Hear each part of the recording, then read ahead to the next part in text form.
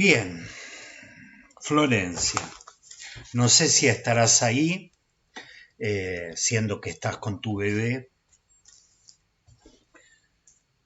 si es que has Sí, sí, tenido... acá estoy. Bueno, Acá estoy. mira, voy a hacer lo siguiente.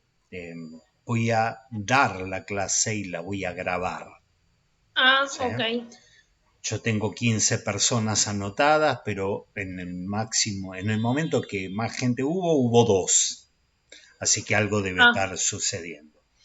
Si querés, podés presenciarla, si querés cerrar o apagar tu cámara, está todo bien, y si querés la ves más tarde, porque de todas ujú, maneras, bueno, la voy a dejar grabada, porque si hubo una confusión, al menos quiero que la primera clase esté grabada, ¿ok? ujú. Ok, yo lo Así que, escucho igual, profesor. dale, ok, Florencia, Ujú. bien, bien, así que esta es una clase para para Florencia y para y el resto supongo que la va a ver en otro momento por alguna dificultad que ha surgido o alguna confusión o algún desarreglo que suele darse las primeras veces. Bien, en primer lugar les quería dar la bienvenida a esta materia. Esta es una materia optativa. Yo en general suelo preguntar a la gente qué es lo que las arrimó a esta materia y preguntarles en qué carrera están, como para hacerme una idea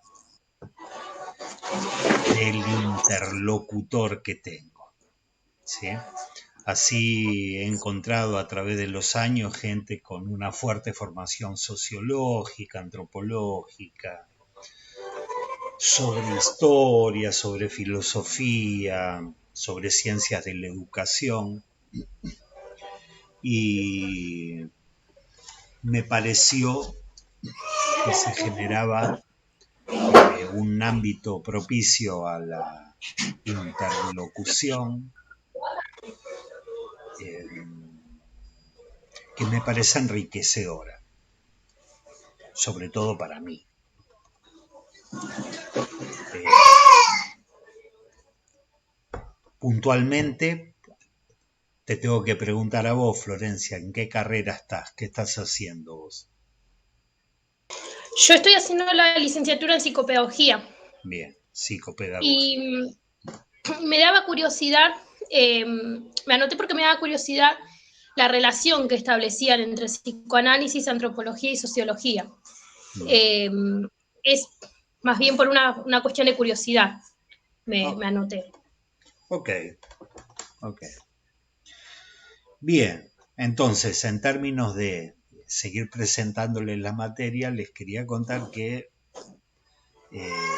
Freud ha tenido desarrollos eh, a lo largo de su práctica, desarrollos teóricos a lo largo de su práctica, que improntaron fuertemente otros ámbitos de saber, como la antropología. Freud tenía de alguna manera lectura de muchos antropólogos de su época y ha escrito textos psicoanalíticos en los que abundan antropólogos. De la misma manera ha escrito sobre sociología con una perspectiva muy especial, que es la perspectiva psicoanalítica, eh, pero definitivamente dentro de la historia de la sociología hay un momento donde empiezan a haber ideas que son las ideas del psicoanálisis y vamos a ver que Freud tiene desarrollos donde da su visión del derecho, donde da su visión de la filosofía, y si bien Freud no habla de psicopedagogía, ha habido desarrollos dentro de la psicopedagogía posteriores a Freud, autores posteriores a Freud, sobre todo a partir del momento en que hubo desarrollos del psicoanálisis con niños, del psicoanálisis de niños, ¿sí? A partir del momento que ha habido desarrollos del psicoanálisis con niños, empezó a generarse un campo teórico a partir del cual se desarrolló la psicopedagogía. Por lo tanto, el pensamiento de Freud es un pensamiento muy rico,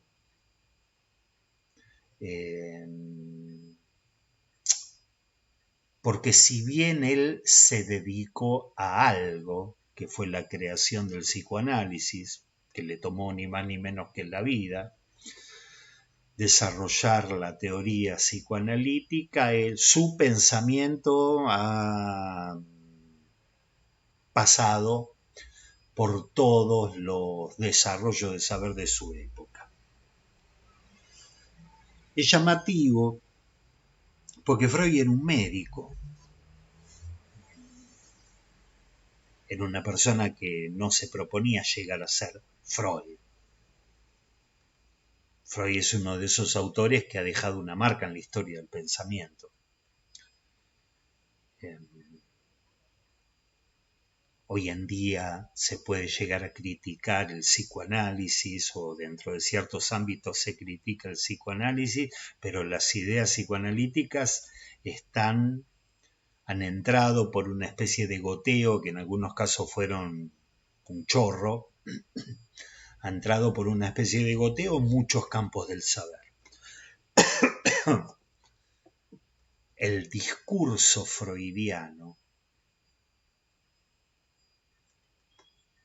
el discurso no como el que dicen los políticos,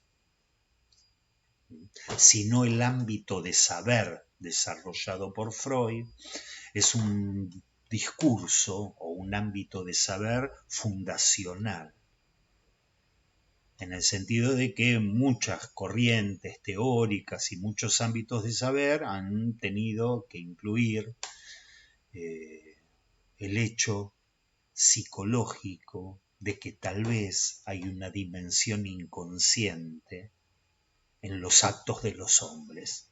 No lo llamaremos algo que tenga que ver con el psicoanálisis, se le puede poner otros nombres, no hay ningún inconveniente, ¿sí?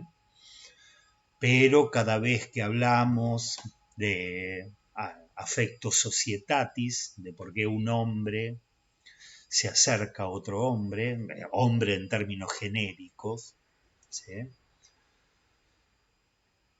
Porque hay un vínculo, porque hay una relación, a partir de determinado momento empezó a surgir de manera indubitable el hecho de que tal vez en la relación de un hombre con otro hombre haya aspectos inconscientes, algo que vaya más allá de la autopercepción que puede tener cada uno y de la percepción que puede tener cada uno de la relación que tiene con los demás. Esto ya está instaurado en nuestra cultura, ¿sí? Freud era un médico, y como médico que era un hombre de ciencia. Él aspiraba a encontrar algunas respuestas en el campo de la medicina. Él lo que se proponía era la solución, la cura de algunas patologías de la época. Era un tipo que era muy poco propenso a las abstracciones, a las grandes teorías. Era un médico. Y era un médico que se había propuesto ayudar a sus pacientes, poder entender a sus pacientes. Y tomó lo que la ciencia le ofrecía en la época. Algunos desarrollos,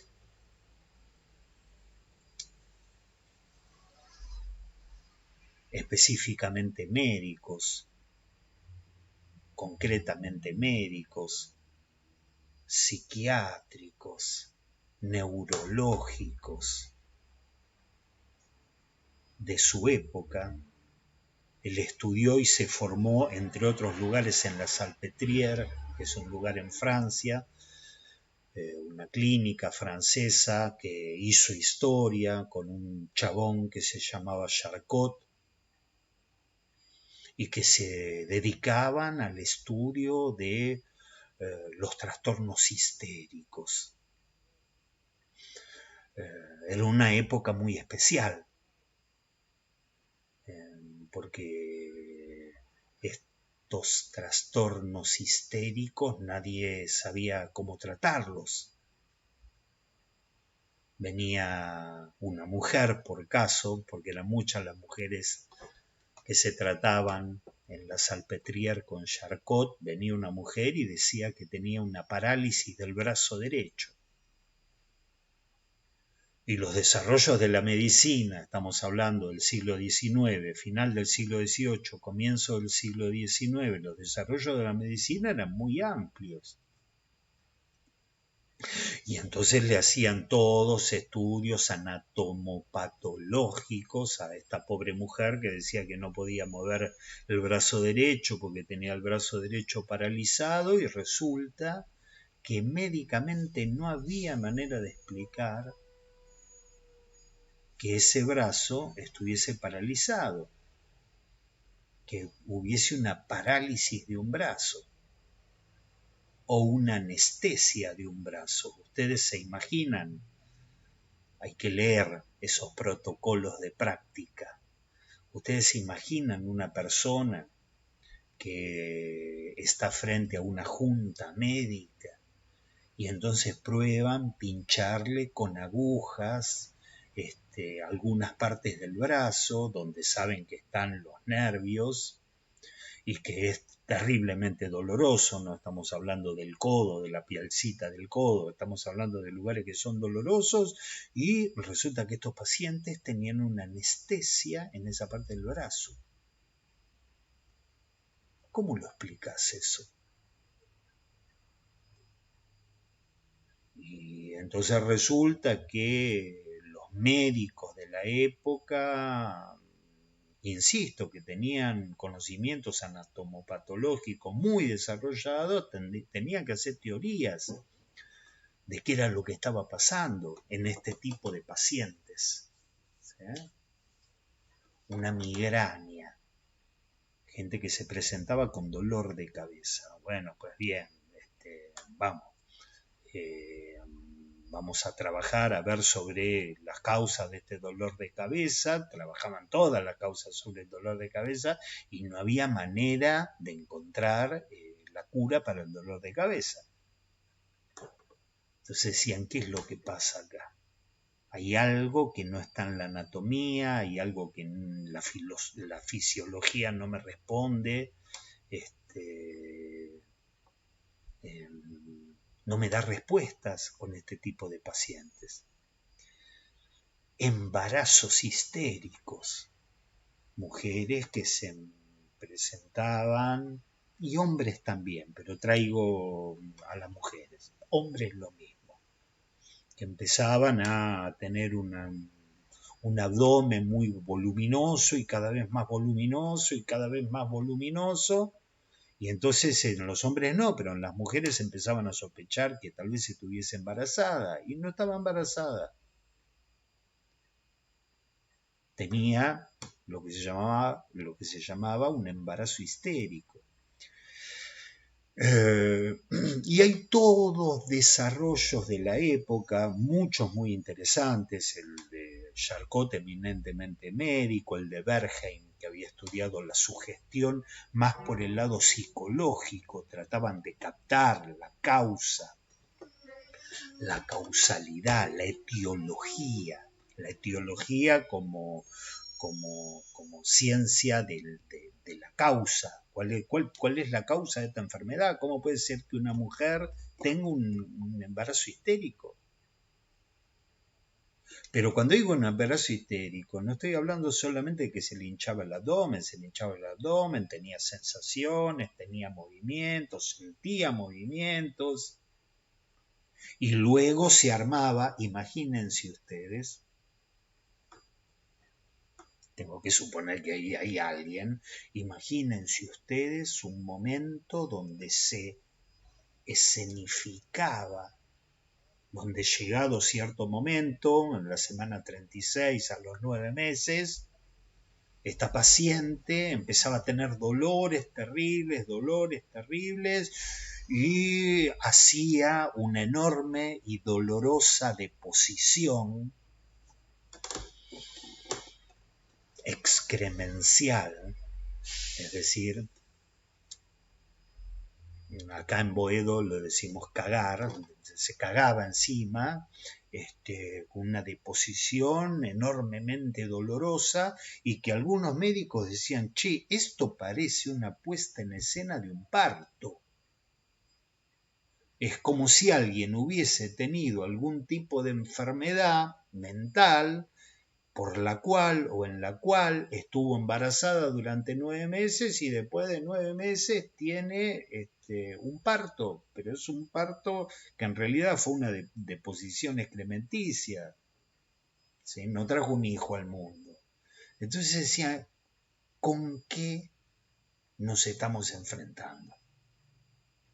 Bergheim y su sugestión tenía una teoría, Charcot tenía una teoría más médica, más neurológica, diferentes autores de la época. Freud iba tomando a ver qué agarraba. Por ejemplo, autores que trabajaban la cuestión del hipnotismo. A pacientes así se los hipnotizaba para tratar de encontrar a través de la hipnosis alguna respuesta a lo que estaba pasando.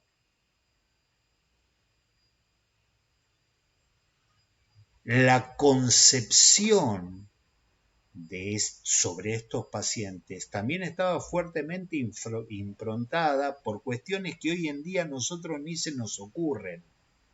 Por ejemplo, la demonología. Había autores en su momento, autores muy serios que eran tenidos por gente muy seria, ¿sí? Que decía, esta gente está poseída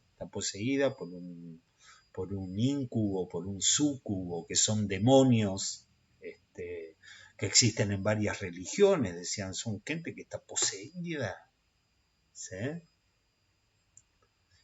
Y Freud era un médico que se encontraba con todo esto. Era un médico que tenía que decir, no, esto de los demonios, esto de la cosa parasensorial, o de las cuestiones de los espíritus, esto no sirve. Lo de la hipnosis puede llegar a ser, porque había gente que le curaban los síntomas a través de la hipnosis. Vamos a suponer que alguien estaba tartamudo, tenía un síntoma histérico, que tenía una tartamudez selectiva. ¿Sí? Una tartamudez selectiva por la cual en determinadas ocasiones, en determinadas situaciones se ponía tartamudo. ¿Cómo caramba curamos la tartamudez? Había tratamientos donde le ponían piedras en la boca, bolitas en la boca, tratamientos que hoy en día de alguna u otra manera subsisten, mucho más sutiles, ¿sí?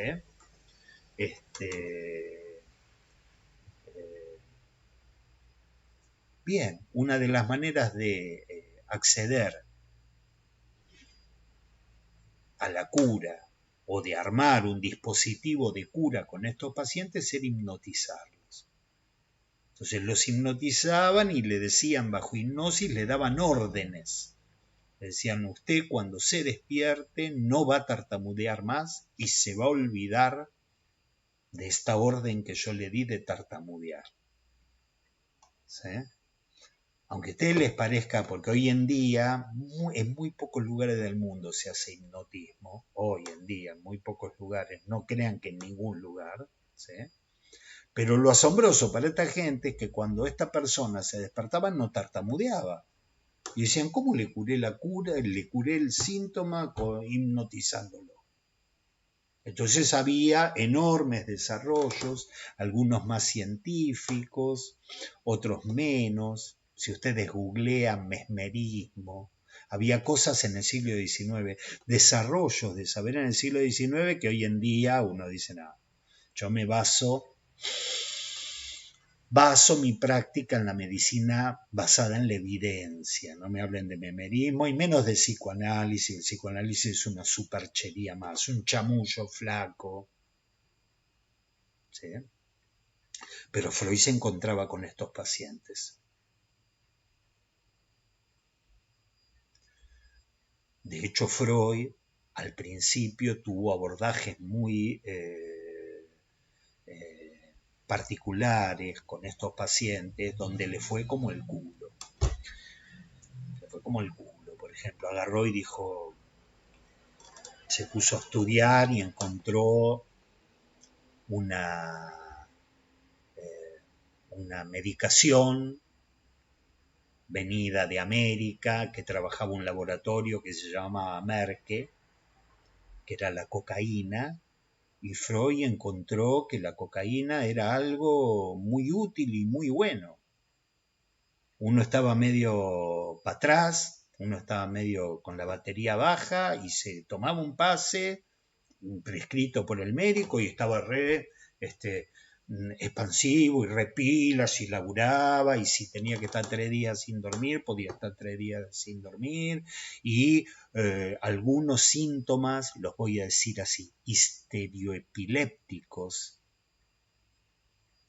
porque estos trastornos histéricos se pensaban como muy cercanos a la epilepsia, a trastornos neurológicos, se tomaban una línea y mejoraban, y Freud dijo, che, acá hay algo que puede ayudar a la humanidad, y tenía muchas expectativas en la cocaína, hasta que los pacientes empezaron a andar mal.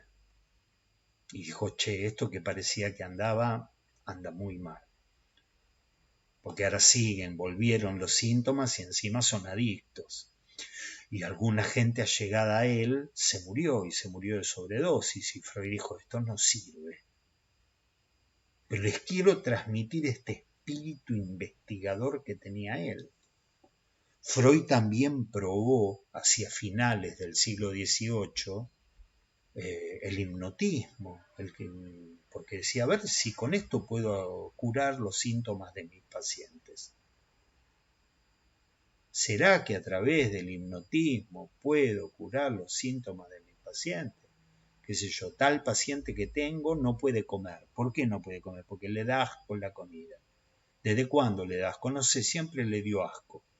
La persona adelgaza, y Freud decía, bueno, a ver, tal vez mediante la hipnosis yo puedo hipnotizar a esta persona y darle una orden de que deje de tener asco y que se le vaya el asco, y entonces cuando se despertaba supuestamente no iba a tener el asco, pero Freud decía, yo hipnotizando soy un fiasco. No le iba bien con los pacientes. No le fue bien con la cocaína, no le fue bien con la hipnosis. Pero, insisto con este punto, él era un hombre de ciencia. Después, hoy en día, uno tiene todo lo que escribió Freud, tiene ideas, insisto, que improntaron la antropología, incluso la filosofía, que empezó a tener en cuenta la noción de inconsciente. Por primera vez un desarrollo filosófico. Ni que hablar todas las consecuencias que tuvo el psicoanálisis en la historia del arte, en la historia de la literatura. Ni que hablar todas las consecuencias que ha tenido el psicoanálisis en las peleas de pareja.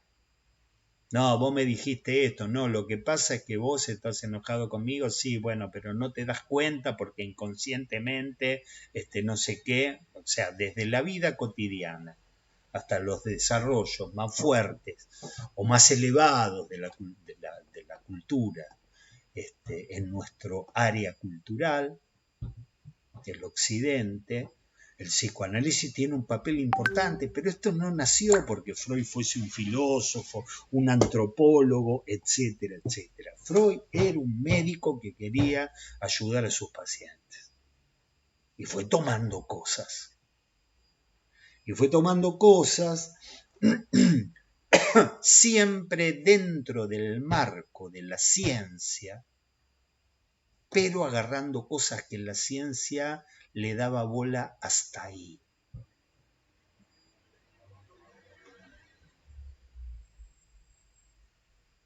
Freud, por ejemplo, a partir de determinados momentos, se empieza a interesar por cosas que la ciencia no le daba mucho interés. Por ejemplo, los sueños. ¿Que había libros escritos sobre el análisis de los sueños? Por supuesto que había. ¿Que había autores que se habían interesado en los sueños? Por supuesto que los había. ¿Que hay autores que hoy en día se interesan por los sueños desde otras perspectivas más ligadas a las neurociencias? Por supuesto que lo sabía. Pero la ciencia no le daba mucha bola a eso en esa época. Y Freud encontró que trabajando algunos sueños de los pacientes, empezaba a ver desde otro punto de vista los síntomas que tenían los pacientes. Se empezó a interesar en los sueños, no porque fuese un chabón que se fumaba un porrito y decía, ahí me cuelgo con los sueños de no sé qué. Simplemente había pacientes que tenían sueños y Freud cuando escuchaba los sueños decía, che, esto tiene que ver con el síntoma este. Esta paciente que tenía, vamos a suponer, una parálisis en el brazo, les estoy dando un ejemplo inventado, pero les podría dar ejemplos no inventados. Esta paciente que tenía una parálisis y una anestesia en el brazo, había tenido un sueño en el cual estiraba el brazo y le tocaba los genitales a una persona, por ejemplo al padre, o por ejemplo al tío. Y Freud decía, che, esta parálisis,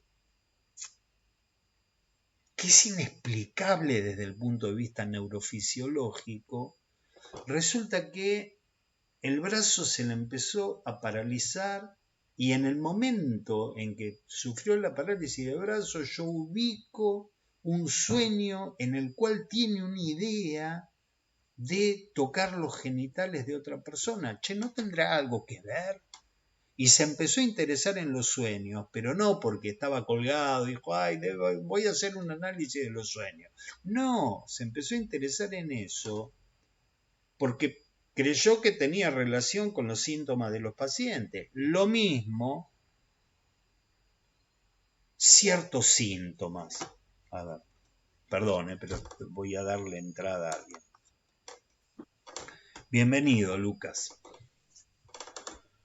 Estaba hablando un poco de Freud, estaba presentando a Freud, la clase me parece que está siendo grabada, así que llegado el momento la van a poder escuchar. Profe. Sí, Florencia. Recién ahora me llegó un mail para unirme al Meet, así que es probable que a los alumnos tal vez les esté llegando ese mismo mail. Ok. Usted sepa. Bien. Vamos a suponer una persona con una migraña, como uno de los tantos nombres que tienen los dolores de cabeza. Ustedes deben conocer gente que de repente le duele la cabeza y que toma algo, paracetamol, y uno le dice, che, pero siempre te duele. No, siempre no, pero me duele. ¿Y fuiste al médico? Y sí, fui al médico, pero la verdad que primero pensaron que era tensional, después me dijeron que tal vez era algo acá de las vértebras, viste, de la columna cervical, y después como me dolía mucho la cabeza empecé a ir a un neurólogo, pero el neurólogo y lo que me dio es carbamazepina, o porque algo más fuerte que el el paracetamol, pero ¿cuál es el origen del dolor de cabeza? No, nadie sabe, no se sabe, me han hecho estudios de sueño, estudios de esto, estudios de todo el carajo, y nadie sabe por qué tengo dolores de cabeza. Y vos te pones a hablar, vamos a suponer que sea una amiga de Florencia. Entonces en Florencia dice, che, ¿y vos cuándo hiciste dolor de cabeza? No, no, en general me duele a la tarde, me empieza a doler. ¿Y en qué momento te envío? Y cuando vuelvo a casa del laburo, cuando estoy en el laburo está todo bien, pero cuando vuelvo a casa, viste, siempre ya empieza a las 6 que salgo de la oficina y vuelvo a casa, bla, bla, bla. Y como es una amiga de Florencia, Florencia sabe que esta persona que le duele la cabeza está volviendo a la casa y en la casa la espera la pareja con quien ella no está bien. ¿Mm? Es decir, lo digo de otra manera, le duele la cabeza cada vez que tiene que volver a la casa donde está la pareja y no está bien con la pareja. Entonces uno dice, bueno, este dolor de cabeza que médicamente, neurológicamente uno no le encuentra la vuelta, tal vez hay alguna explicación de por qué cada vez que tenés que volver a tu casa donde te está esperando tu pareja, te duele la cabeza. Tal vez haya algo ahí. Entonces Freud se interesaba por cosas que la ciencia de la época no se interesaba, pero siempre desde un paradigma científico. Freud se empezó a interesar porque hay gente que comete errores, lo que se llaman actos fallidos. ¿Por qué, por ejemplo, una persona tiene una entrevista de laburo muy importante, pero muy importante, y se queda dormida? Y uno dice, pero ese es un boludo, ¿cómo te vas a quedar dormido?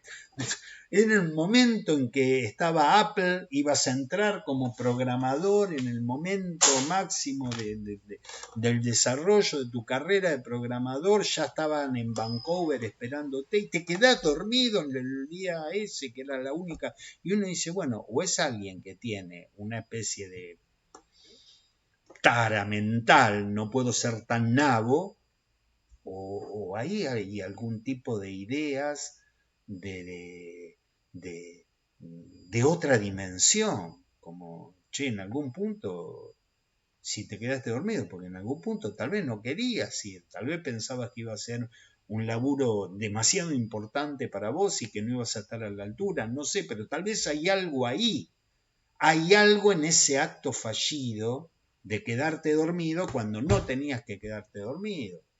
Y como es él, le podría contar 1000, qué sé yo, viene una amiga de tu novia y en vez de uno decirle, hola, ¿cómo te va, Patricia? Le dice, ¿cómo te va, mi amor? ¿Cómo le dijiste, mi amor? Ustedes imagínense que la pareja de ustedes le diga mi amor, hola, mi amor. Uno lo miraría y diría, che, ¿qué te pasa? No, me equivoqué, tres carajos. ¿Qué te pasa?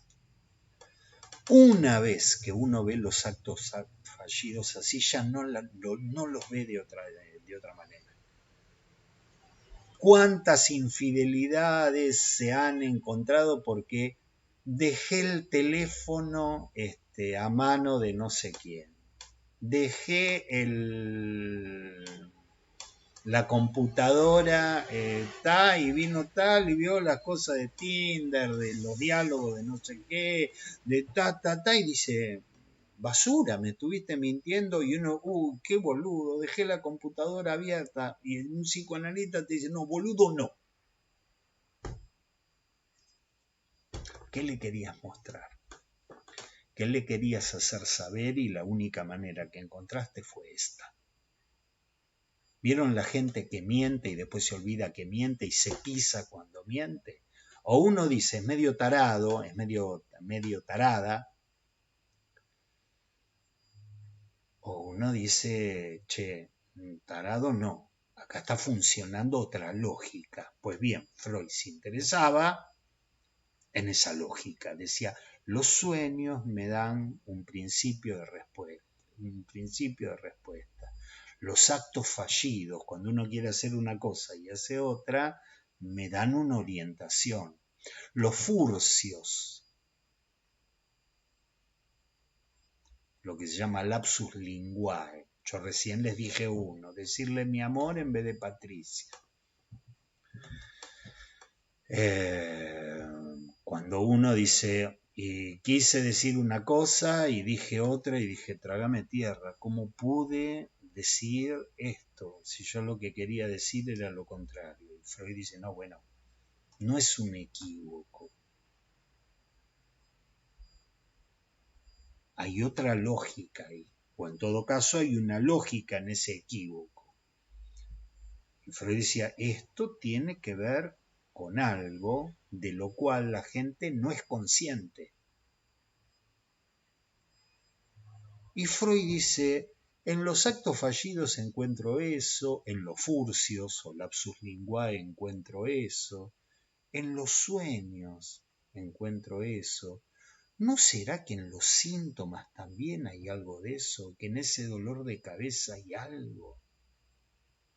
¿No será que cuando doy un ejemplo yo doy ejemplos del siglo XX y hablo como en el siglo XX? Ustedes que son más jóvenes y más inteligentes y son subjetivados en otra época, adáptenlos al siglo XXI. Pero doy un ejemplo del siglo XX, típico. Él tiene la posibilidad de estar íntimamente con ella y sufre de impotencia sexual. Tiene episodios de impotencia sexual, no tiene erección o tiene erecciones muy poco sostenidas. ¿Sí? Entonces va al médico, le dice, mirá, dame algo porque no puedo tener... Bueno, y el médico le dice, no, pará, vamos a ver qué tipo de patología hay acá con este síntoma, porque hay ciertas formas de diabetes y ciertas formas de enfermedades vasculares que tienen que ver con impotencia sexual, que explican la impotencia sexual. Le hacen todos los estudios habidos y por haber, y no hay nada. No hay nada, y no hay nada, y no hay nada, y no hay nada. Y Freud dice, bueno, ¿no será que hay algo psicológico acá? Pero psicológico inconsciente. Psicológico en el sentido de cierta dimensión que no es asequible a la conciencia de este tipo. Este tipo lo único que tiene como acceso a la conciencia es, me gustaría tener relaciones sexuales con esta persona y no tengo erecciones. Bien. Hoy en día hay como dos caminos. Un camino tiene que ver con la cuestión más química, el sildenafil, el Viagra, y bueno, tomate media de esta, una y media de esta.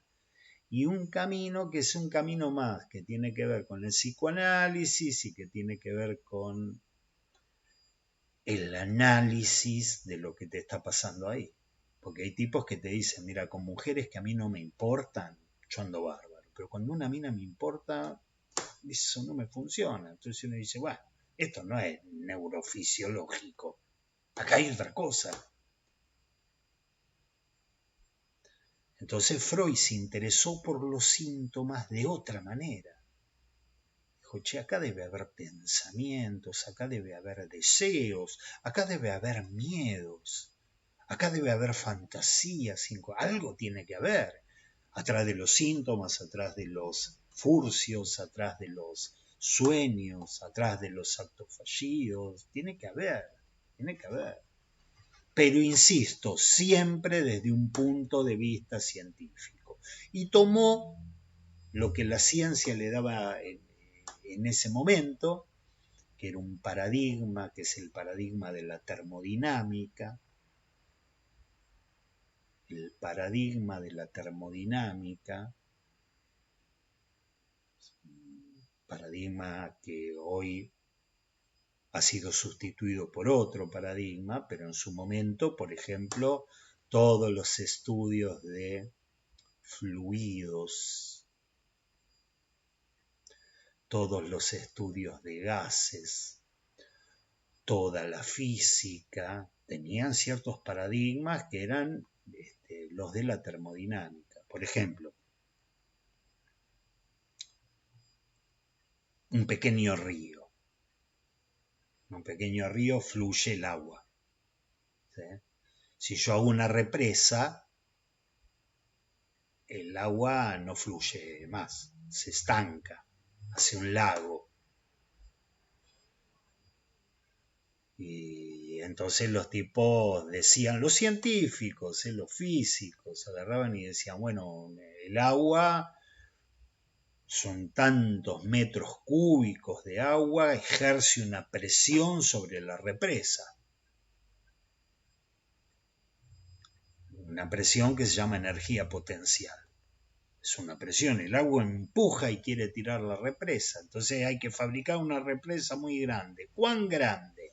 Y una represa lo suficientemente grande como para hacer una presión en sentido contrario de la presión que hace el agua.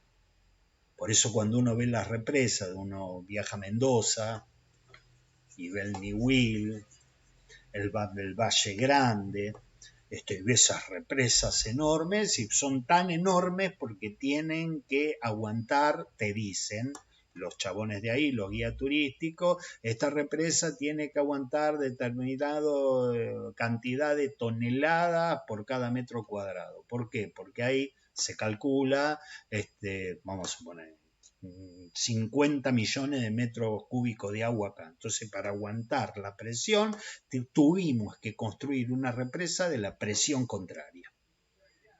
Que se aguante esto, que empuje para el otro lado. Bueno, Freud empieza a crear una teoría del aparato psíquico, que está basado en principios de la ciencia de la época. Cuando yo les doy el ejemplo del río que empuja para un lado, entonces necesitas una represa que empuje para el otro, es decir, que se banque la presión, porque tiene una masa tal que puede bancarse esa presión. Freud con eso hace la teoría de la represión. Freud crea una teoría de la represión. Dice, debe haber síntomas porque hay gente que desea cosas,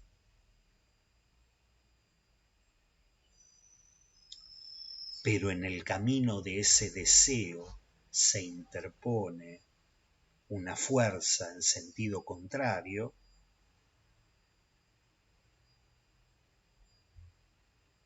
y a esto yo le llamo represión.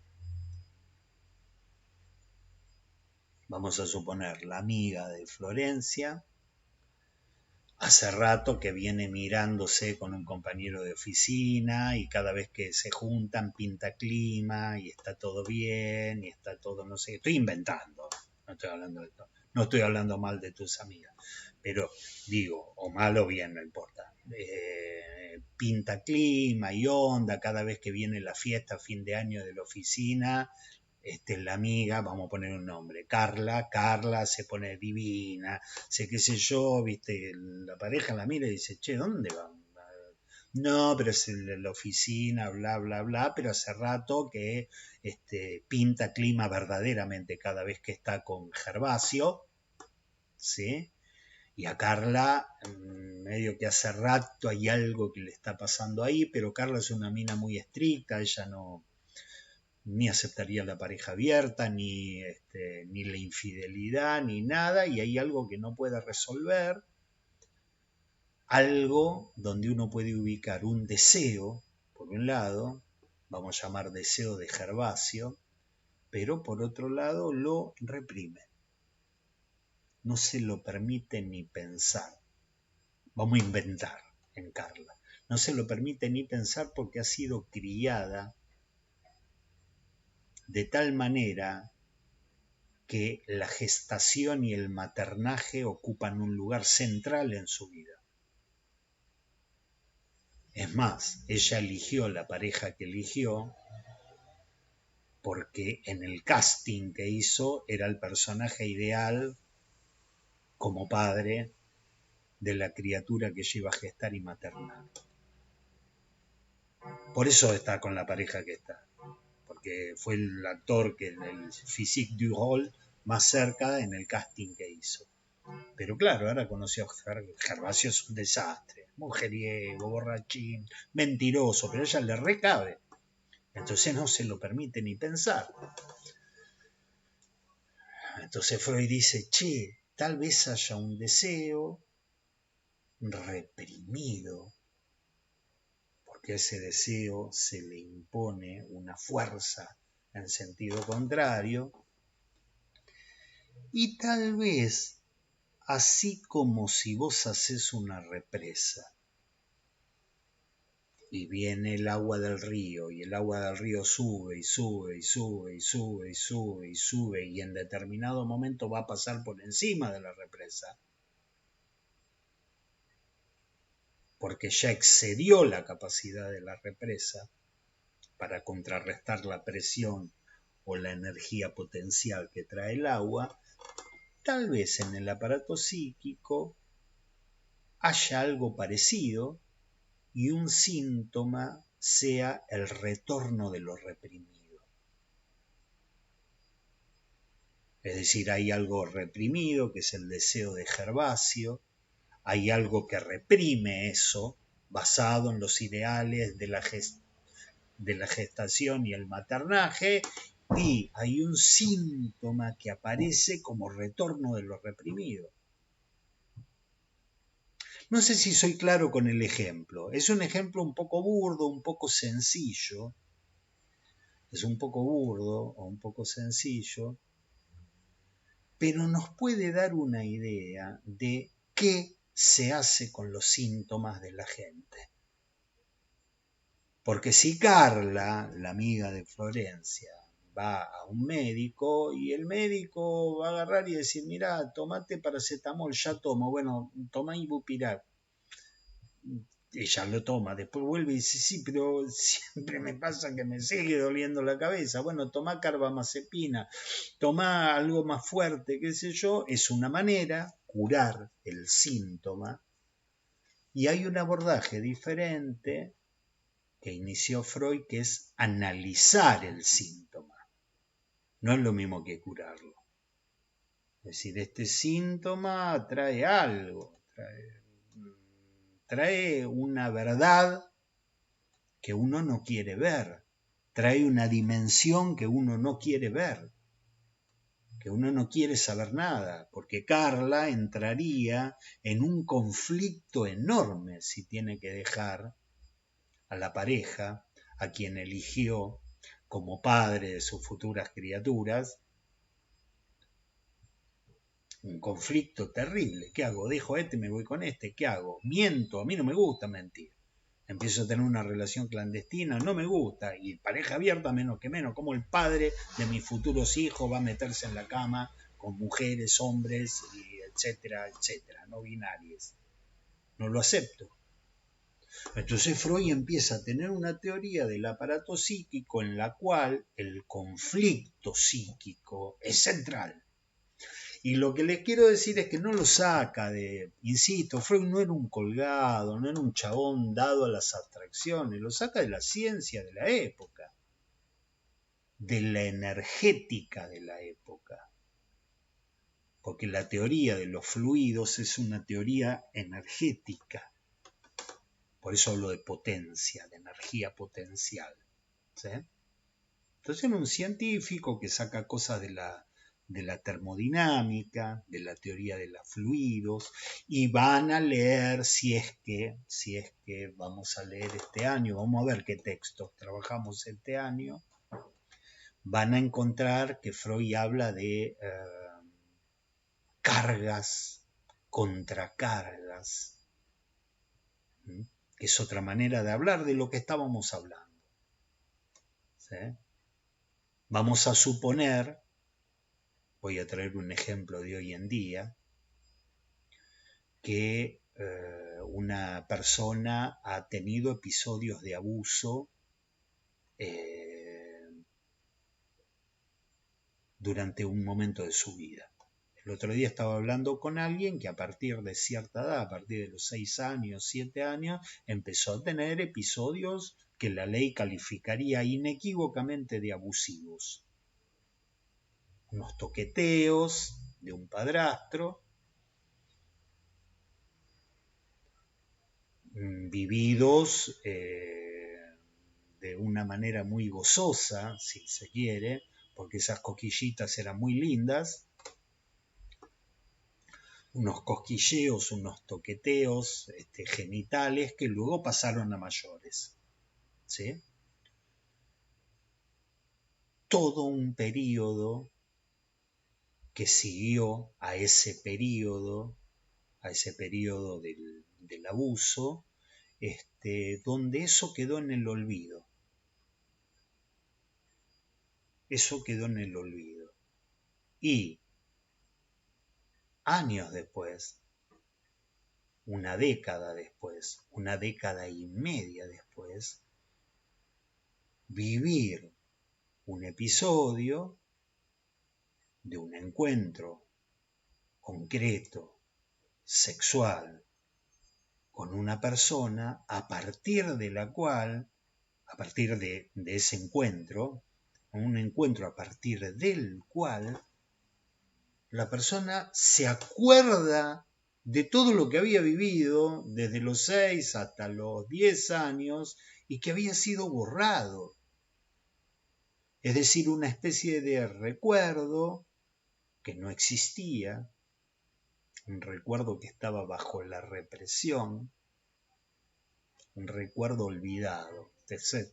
No está bien expresado esto. Un olvido de un material mnémico, ¿eh? Un olvido que de repente dice, y ahora me cayó la ficha, he sido abusada desde tal época hasta tal época. Ustedes esto lo deben haber escuchado en muchos lugares, digamos a partir del Me Too. Bueno, a partir del Me Too no era una cosa que tuviese que ver con los olvidos, pero de gente que agarra y dice, che, he sido abusada y me acordé ahora. Che, pero no te acordaste, en 10 años no te acordaste. No, y no mienten. No es una fabulación. Ha sido real. Entonces Freud dice, che, ¿cómo explicamos esto? Entonces Freud se da toda una teoría de cómo las representaciones que nosotros tenemos en la cabeza tienen algún tipo de carga, como si fuese una carga energética, que hace que esas representaciones estén a nuestra disposición. Me esperan, pero alguien se me colgó del timbre. Ya vengo.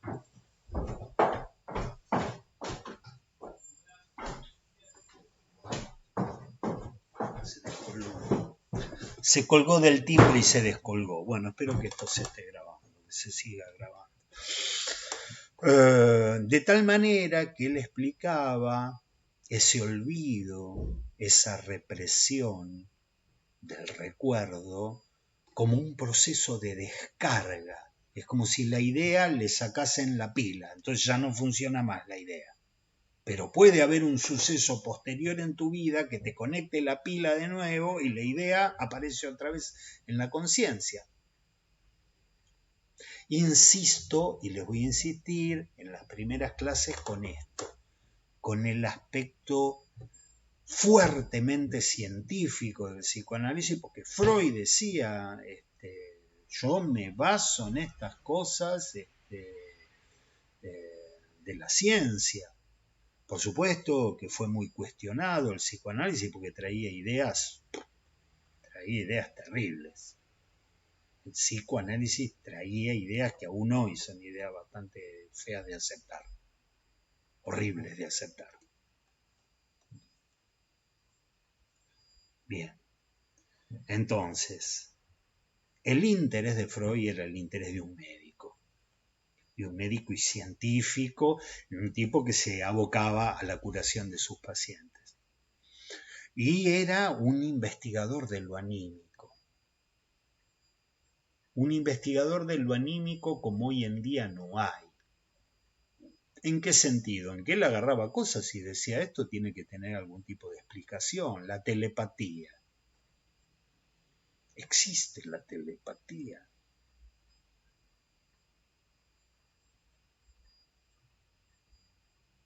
¿Me puede estar mandando señales Lucas Alcalá como telépata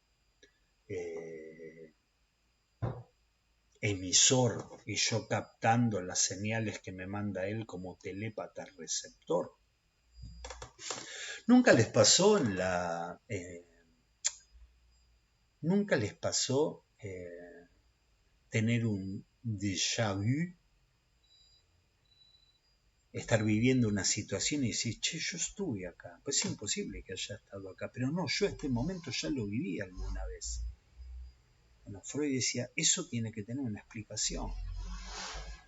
¿Nunca les pasó encontrarse con una persona y decir, justamente hoy a la mañana estaba pensando en esa persona y hacía años que no pensaba?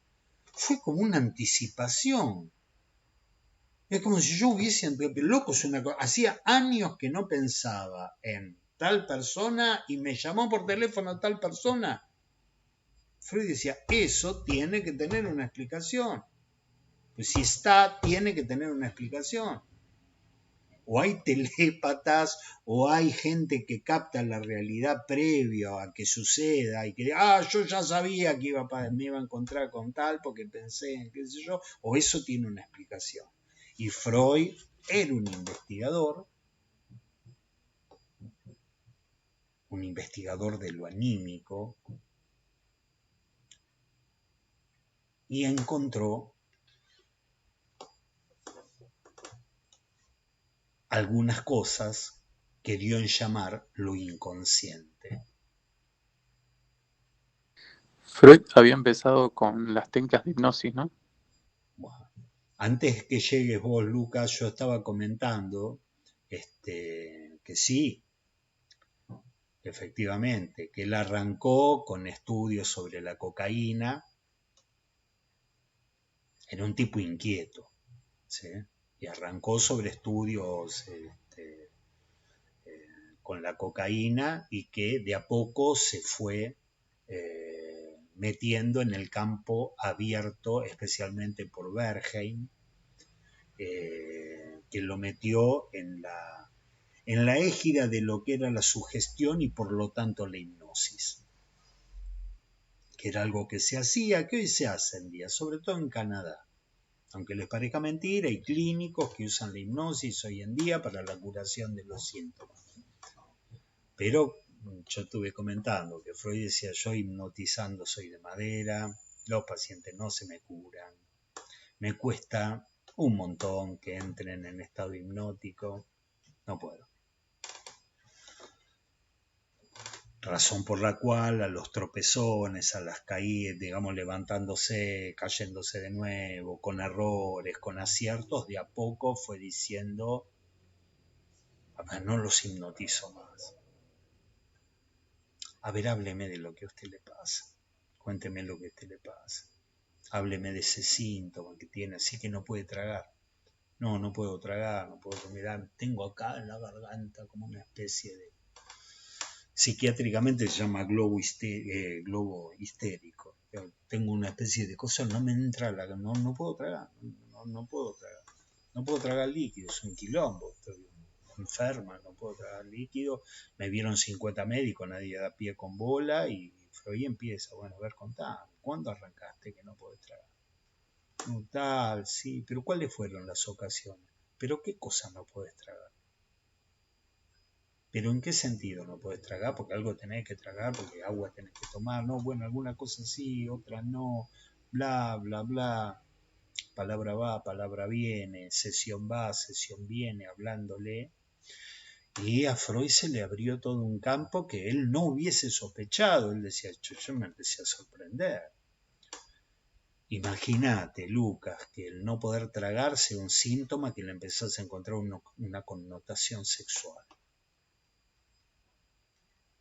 Ideas sexuales sobre prácticas, ideas que tienen que ver con pensamientos que uno en principio diría, mira, yo esto no se lo he contado jamás a nadie, pero desde chica pensaba que bla, bla, bla, y empieza el no poder tragar con una realidad que asombraba al paciente y asombraba al mismo Freud, y de repente ese síntoma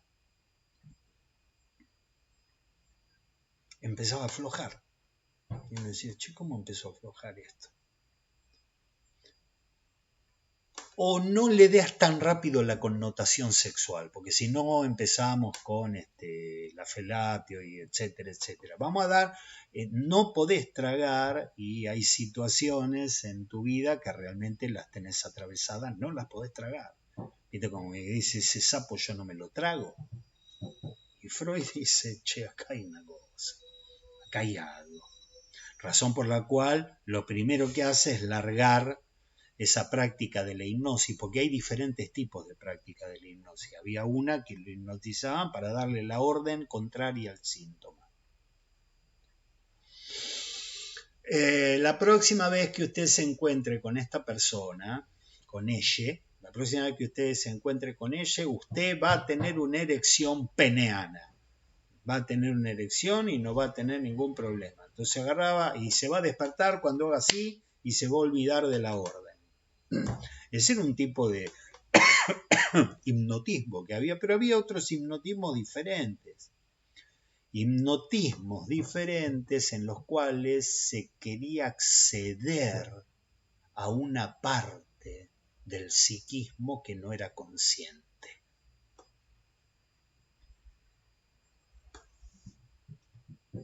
Los primeros textos de Freud están muy marcados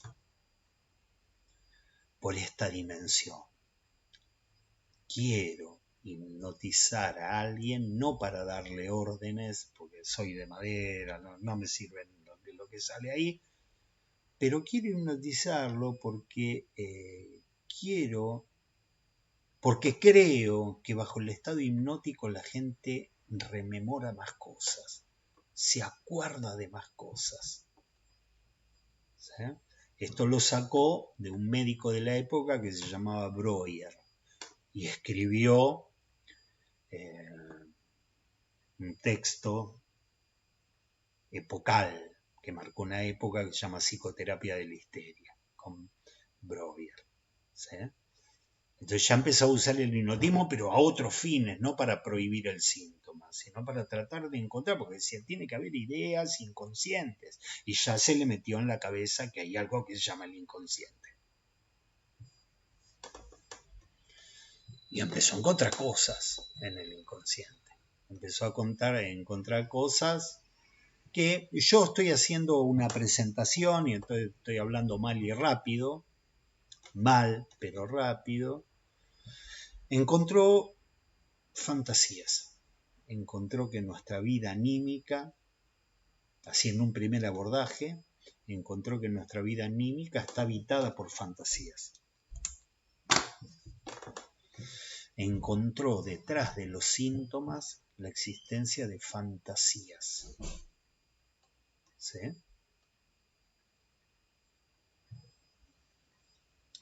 Una vez estaba en la suizo-argentina, en la maternidad suizo-argentina, y me llamó la atención, ahora que te veo, Florencia, con tu niña, es una niña que se llama Emma. Lindo nombre. Ahora que te veo con Emma. Terremoto, Emma. Me acordaba de una vez que fui a la maternidad de la suizo-argentina, esa que queda en Pueyrredón, y vi que las ventanas de la maternidad tenían rejas, cosa que me llamó la atención.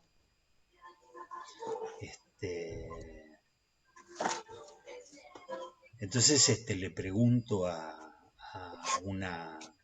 Yo no había ido a ver un familiar, había ido a ver un paciente, y le pregunto a una de las nurses, me parece que se llaman así, la de las nursery, por las rejas, porque me llamaba la atención que la ventana tuviese reja. Y la tipa, que hacía muchos años que laburaba ahí, me dice, ponemos rejas para que las mamás estén más tranquilas, porque si no se angustian. Entonces le digo, pues si estamos en un, yo no me acuerdo, era como un tercer piso, un cuarto piso, le digo, se angustian de que van a entrar a robarla por la ventana. Me decían, no, lo que pasa que hay muchas mamás que empiezan a tener en determinado momento, angustiadas, fantasías de tirar al bebé por la ventana. Y son fantasías que las angustian mucho. Bueno, ustedes imagínense lo que es, ay, mi hijo, mi hija, de mi vida, de mi amor y de mi amor y de mi amor, y en determinado momento decir, doctor, mire, no sé si me estoy volviendo loca, no sé qué mierda me pasa, pero estoy teniendo por momentos, y no es un pensamiento, ay, qué cansada estoy, la tiraría por... No, es como una especie de fantasía de, y si me agarro un impulso y la tiro por la ventana. Y Freud empieza a encontrar, sí, uno se ríe porque no te pasa, porque te pasa como idea, esta me la tiré, pero si uno tiene ese tipo de fantasía, que a veces uno lo encuentra en la gente esperando el subte, que dicen, no, me corro atrás, ¿y por qué te corres atrás, boludo? ¿Estás pegado a la pared? No, pero si me agarra ganas de tirarme y no puedo parar. No sé si alguna vez escucharon a alguien decir este tipo de cosas. Y si me agarra no sé qué y tengo ganas de... como una especie de fantasía, Freud encuentra fantasías, detrás de los síntomas encuentra fantasías. Freud empieza a ver pacientes angustiados y encuentra fantasías, empieza a ver esta persona con el brazo paralizado y encuentra fantasías. De tal manera que dicen lo inconsciente hay un contenido de pensamiento que se articula como una fantasía.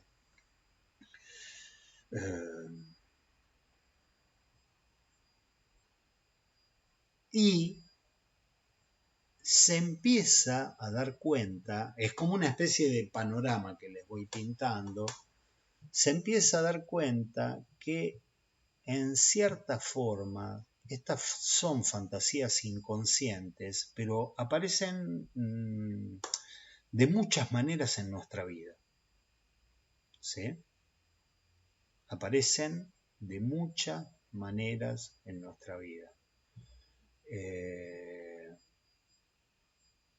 Una que por ahora es nada más que una hipótesis, yo se lo digo, no tienen por qué creerlo, después lo buscamos en Freud, lo leemos, no tienen por qué creerlo, pero quiero que se hagan una idea de cómo pensaba él. Detrás de estos síntomas hay fantasías. Y son fantasías que en algún punto tienen un contenido sexual. Pero estas fantasías también están en las relaciones interpersonales. Cuando las personas se vinculan entre ellas, ese vínculo está marcado por una dimensión donde hay una fantasía.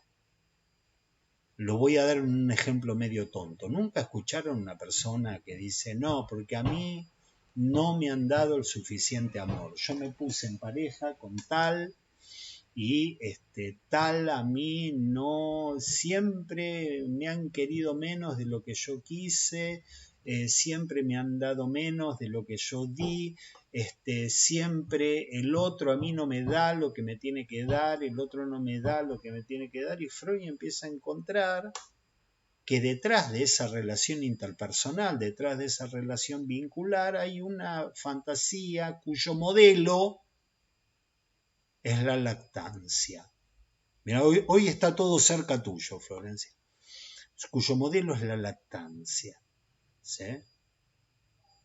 Freud dice, no hay un solo neurótico que yo haya analizado, no hay un solo neurótico que no diga que le dieron menos, que le sacaron la teta antes de la que se la tendrían que haber sacado. Es como si a uno, originariamente uno ya tiene una fantasía que está marcada, que está armada por una relación, y ahora voy a decir algo terrible, erógena, como es la relación entre la criatura y su madre. Pues una relación erógena. Uno dice, no, lo erógeno es otra cosa. Lo erógeno es con mi pareja, con mi marido, con mi mujer, mi pareja homosexual. El erotismo y la erogeneidad pasan por ahí. El acto de la lactancia es sagrado y no me metan la cosa sexual ahí. Bueno, el psicoanálisis dice, no, lamento decirte que eso tiene una dimensión sexual, que se arma, que se transpone en una fantasía sexual, y es una fantasía que van a encontrar desexualizada en las relaciones interpersonales. Cuando uno dice, me han dado poco amor y me dan poco amor, el tema es que vos no me das amor, vos me tenés que dar más, porque yo necesito más, porque vos sos así y yo soy asá, y Freud dice, es lo mismo. Es lo mismo. Es lo mismo.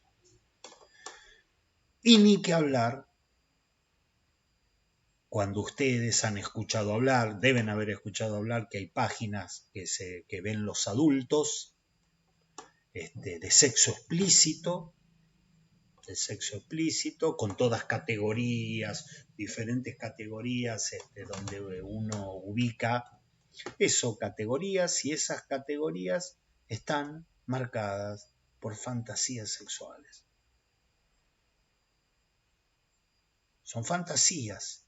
Entonces uno dice, che, esto que está en el porno tiene cierta dimensión que se juega en la vida cotidiana, y encima tiene cierta dimensión que se juega en los síntomas neuróticos propiamente dichos.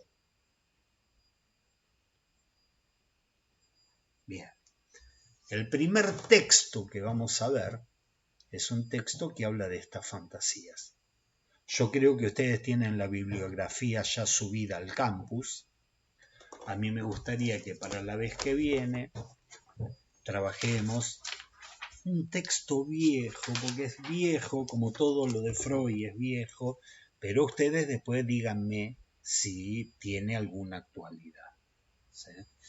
Es un texto que se llama Sobre las teorías sexuales infantiles, que es un texto de 1908, Sobre las teorías sexuales infantiles, 1908. Me gustaría que lean Lo que me interesa. Está de la mitad del texto, en la primera mitad. Lo que me interesa transmitirles y discutir con ustedes. ¿Sí? El texto está bueno todo y se puede leer en un bondi incluso. Mientras uno hace otras cosas, lo puede leer. ¿Sí? Pero me interesa poder transmitirles ciertas características de estas fantasías que Freud encuentra en los pensamientos inconscientes, y transmitirles también cuál es la perspectiva psicoanalítica de ciertos caracteres o caracteres de lo humano. Cómo piensa el psicoanálisis al ser humano. Cómo piensa el psicoanálisis a diferencia de la ciencia, cómo aborda lo humano el psicoanálisis.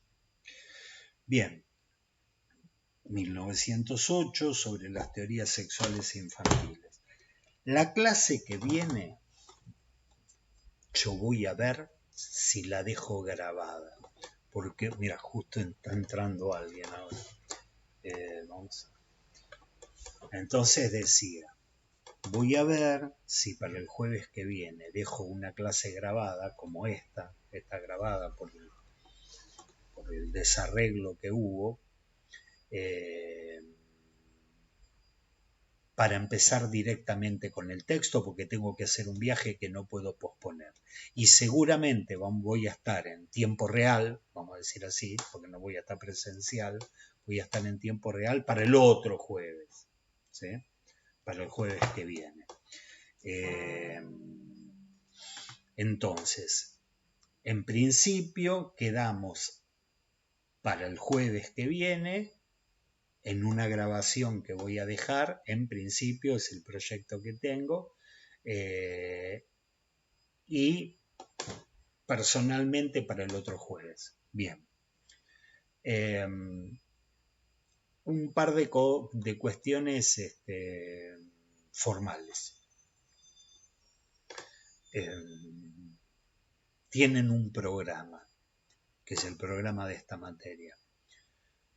De ese programa completo, yo voy a elegir algunos textos y son los que vamos a trabajar en este cuatrimestre. Yo no repito jamás el programa. Me parece un aburrimiento, me aburro terriblemente si tengo que dar la misma materia todos los cuatrimestres. Prefiero cambiarla, ¿sí? Así que, para cuando estemos ya avanzados en el texto que les di, les voy a decir cuál va a ser el texto que sigue. Con tiempo les voy a avisar para que tengan la posibilidad de leerlo. Eso por un lado. Sobre la forma de evaluación lo voy a decir más adelante, cuando haya más gente. Así me pueden preguntar.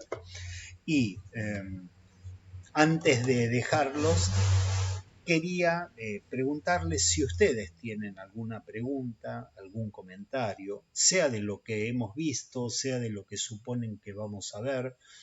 No sé, cualquier cuestión, cualquier comentario, cualquier agregado, cualquier... Somos dos nada más, Lucas y Florencia, pero... ahora se agregó otro Lucas.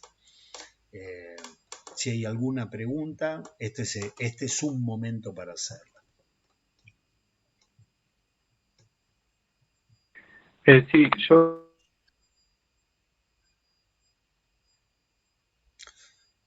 Se te dejó de escuchar. Bien, como dijo Flor, me enteré por un... Perdón, que me Empezá enteré de por un mail nuevo. que me llegó tarde. Sí, que... De hecho, hay cosas que no están... ¿Ustedes lo escuchan? Está el material tampoco. Se pierde, se pierde. Se pierde, Lucas, te perdés. Ok, lo voy a escribir porque tengo mala conexión. Bueno.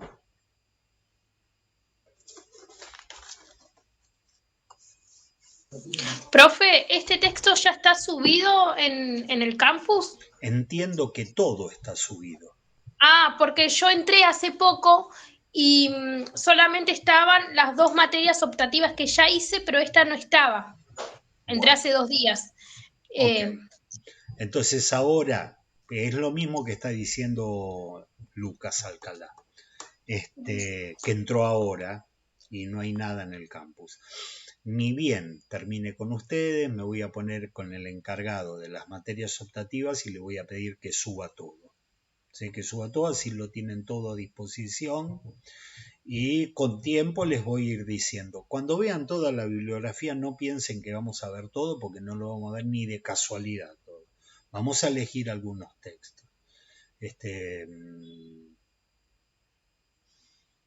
Algunos textos. Va a estar a la medida de lo que podemos leer, conversar y pensar juntos. ¿Alguna otra pregunta, alguna otra cuestión?